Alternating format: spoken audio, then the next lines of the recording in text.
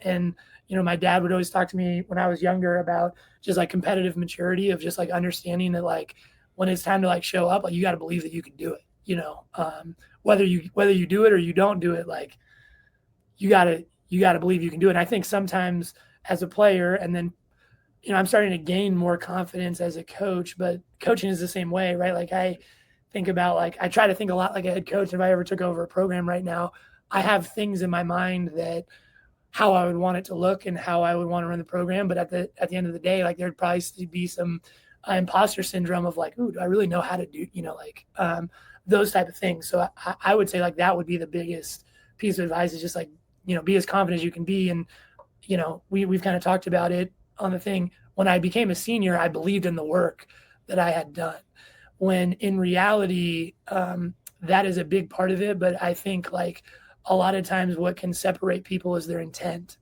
Like what is your purpose for doing this? And if your intent is right, then like, you can't play perfect basketball. You can't be a perfect coach. Everyone's going to make mistakes. So like you can't worry or be hesitant in a lot of situations. Yeah, that's a great kind of perspective and kind of reflection back. I think I would share the same thing, for myself, right? It's just avoiding the highs and the lows in certain respects and maintaining a consistent form of confidence that is less results based and more process based. I think is a huge piece for all athletes to learn. Some people naturally have it.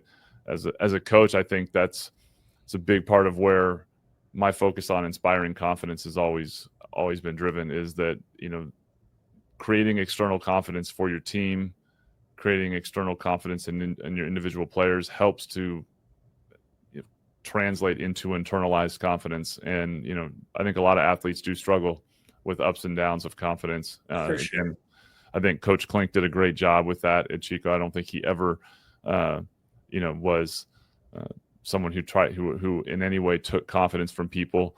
And I'll give you a funny story on your commentary on your own skill set. But you talk about your own performance and skill set and coaching and Coach Klink.